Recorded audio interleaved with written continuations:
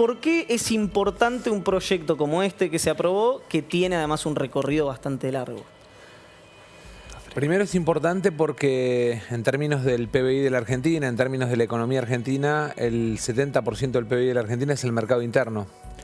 Cuando vos recuperás ingreso, lo que haces es recuperar la capacidad de crecimiento del Producto Bruto Interno de la Argentina, digamos, que en términos prácticos significa que consume más el laburante, que consume más la clase media, que consume más el jubilado, vende más el comercio, produce más la pyme, factura más la pyme, genera empleo. Eso, digamos, en un año de recuperación como el que está recorriendo la Argentina, con signos que vamos a ir viendo a lo largo de todo el año, claramente es muy importante. Importante desde lo fiscal, 48.900 millones de pesos que el Estado deja de cobrar y los deja en el bolsillo de un docente, de un trabajador del transporte, en el bolsillo de un jubilado. En este caso, además de jubilados, viste que siempre se dice el gobierno favorece todo el tiempo a la mínima, a los de la mínima. Bueno, son jubilados de entre 80 y 150 mil pesos, que son los beneficiarios. Claramente tiene un fuerte impacto en lo que es la recuperación del poder de compra de la clase media. ¿Tiene los números en la cabeza? Los números de cuántos dejan de pagar o cuántos... Sí, son más de 1 millón de trabajadores, son más de 200.000 jubilados, son otros 450.000 trabajadores que dejan de pagar una parte porque hay una escalera entre el mínimo nuevo, que es 150.000 pesos, y los 173.000 pesos, con lo cual, si vos pasás de ganar 140.000 a ganar 160.000, no saltás automáticamente a las deducciones máximas. En total hay casi 2 millones de personas beneficiadas directas, 2 millones de grupos familiares que tienen mejoras que van de entre 3 a 10.000 pesos. Y ayer escuchaba algún diputado de la oposición que decía le tiran una galletita a la clase media como si la clase media argentina fueran monitos. Y en realidad estamos hablando de gente que mejora, digamos, su poder de compra para los útiles del colegio de los chicos, para lo que tiene que ver con la compra de medicamentos, para lo que tiene que ver con la compra de alimentos en un momento en el que la inflación es un problema todavía de arrastre y tal vez, digamos, con marzo como el mes más duro para superar, ¿no? Así que para nosotros es realmente muy importante y entendemos que además los trabajadores y los sectores beneficiarios de la medida lo recibieron así. Yo, la verdad es que hablé en las últimas 24 horas con representantes de gremiales empresarias y de sindicatos de los más diversos, Iván, ¿eh? Sonríe porque... No, porque... ¿Hubo algún diálogo que le llamó la atención? Porque en realidad, digamos, de un extremo al otro de la grieta, sí, el tema ganancias rompió grieta. Claro.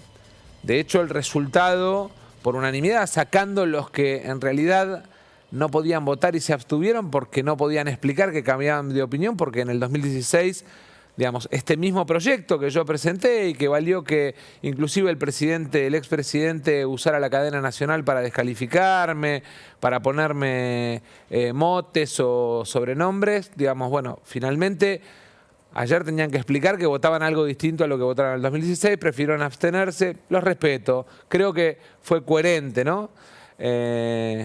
Y de alguna manera creo que es importante que podamos darle esta oportunidad a los trabajadores de recuperar el poder de compra con como tantas otras medidas que a lo largo del año va a ir tomando el gobierno, porque es central recuperar el poder de compra para que la economía crezca, para que la pyme funcione y sobre todas las cosas para que nuestra sociedad viva un poquito mejor después de años de pérdida de poder adquisitivo.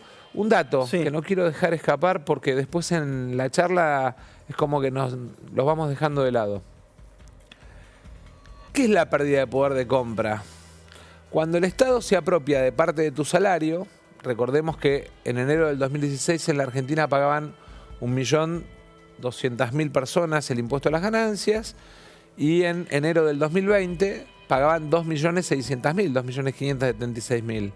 O sea, el Estado aumentó la cantidad de personas a las que le cobraba el impuesto a las ganancias durante el gobierno que prometió además que lo iba a eliminar. Pero digo, pongamos aparte esa promesa incumplida de campaña, porque a lo mejor el fracaso del gobierno de Macri lo llevó a tener que incumplir en este tema. Puntualmente hay una pérdida de poder adquisitivo, que es el Estado apropiándose de un poquito de tu salario. Hay otra pata del poder adquisitivo, que es el Estado apropiándose de parte de tu salario, de tu ingreso, con el aumento desmedido de tarifas. Entonces, si el salario en esos 4 años subió 700% y las tarifas subieron 2000%, claramente perdiste capacidad para hacer otras cosas con tu salario que lo ganaron, digamos, las empresas de energía. Usted va que esto también es salario indirecto, por lo que deja de pagar la gente. Claramente, es salario indirecto, es jubilación indirecta y además es, digamos, 48.900 millones directos de funcionamiento de mercado interno en la Argentina. ¿Cómo está la convivencia con la oposición? Porque da la sensación, por lo menos de afuera, es que no es de un solo color, ¿no? Que es medio policromática, porque ve cómo embebe el tuit Cristina Kirchner de Larreta, usted lo retuitea en estas cosas medio extrañas, digamos, en particular, incluso para mí, que soy un nativo digital, pero...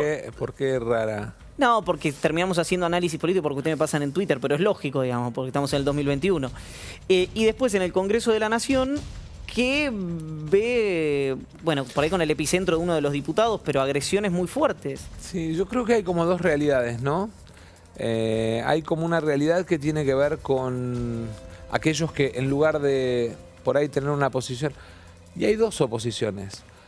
El silencio autocrítico de Vidal me parece que es la demostración de una oposición respetuosa de tuve mi oportunidad, tuve aciertos, errores... En el macrismo la critican muchísimo por ese silencio. Bueno, muchísimo. Lo que pasa es que esto es como... yo veo a parte de la oposición queriendo tapar el fracaso de Macri. O sea, veo al macrismo, representado en los sectores radicales o de la coalición cívica, pero en definitiva es el macrismo.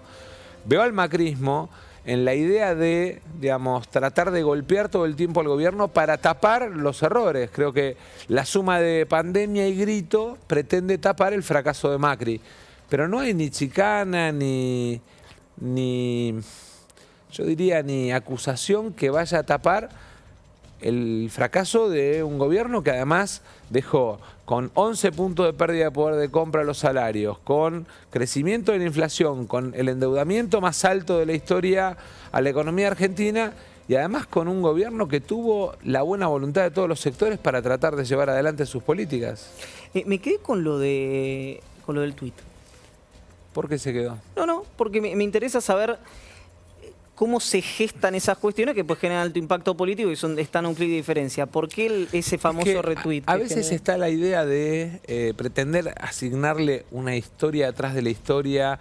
Esta cosa, viste, el morbo de buscarle una explicación. Lo hicieron porque hablaron en privado. Y en realidad no, digamos, simplemente una cosa que te pareció, che, me parece que está bien. No hay cosas que vos compartís en Instagram de otros. Sí, pero yo no tengo responsabilidades institucionales. Bueno, mi opinión no es performativa de un espacio político. Bueno, y la suya sí, la de Cristina ni hablar, la de Larreta también. Por supuesto, y a veces, digamos, haces cosas que tienen que ver con algo que te parece que suma, que contribuye o hasta que es simpático. ¿Qué pasó? Una cuestión que me parece anecdótica, pero bueno, no tanto porque usted lo planteó como una cuestión de privilegio agravada, con el diputado Iglesias y un diputado del Frente de Todos. ¿Y por qué se acepta? Porque Iglesias dijo en redes sociales, es imperdonable o algo por el estilo, la violencia física. Pero todo el resto de las violencias que ejerce permanentemente el diputado están medio permitidas, por lo menos por su bloque. Sí.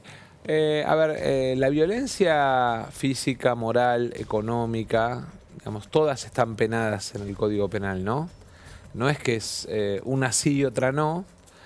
Te diría, ayer en la reunión de presidentes de bloque, a mí lo que me llamó la atención es que, obviamente, la preocupación de que aplicara la resolución, digamos, la comisión del 188 del reglamento fue unánime, porque no podemos aceptar ninguna situación, por supuesto, ni dentro ni fuera del recinto entre diputados, pero también era unánime el planteo de, bueno, apliquémosle el 188 también a este tipo que insulta, que trata de locas a las mujeres, o de... digamos, hay como todo un planteo, y te diría que en todo caso esa lógica de que permanentemente ponemos la otra mejilla, toleramos porque gobernamos, toleramos porque para nosotros es mucho más importante darle respuesta a la gente que darle respuesta a una chicana o a un tuit.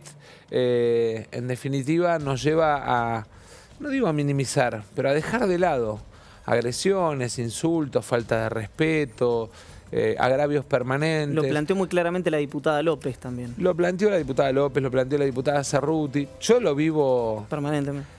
A mí me publicaron los teléfonos de mis hijos en redes, por Twitter. Digo, hay una causa penal, hubo allanamientos, 11 allanamientos. Pero vos pensás que hay gente que acusó al presidente de querer envenenar a la sociedad argentina. De ahí para abajo te puede, digamos, con una vacuna que hoy es la más prestigiosa para The Lancet del mundo. Digo, de ahí para abajo... Sí. Una breve y ya le doy lugar a la mesa. En términos económicos, sugirió cierto optimismo, ¿verdad? Recién. No, no sugiero. Estoy seguro que este año la economía argentina va a crecer más de 7 puntos. Estoy seguro que vamos a recuperar empleo. Estoy seguro que vamos a recuperar poder de compra. ¿Contempla la segunda ola en este análisis? Sí, la contemplo también.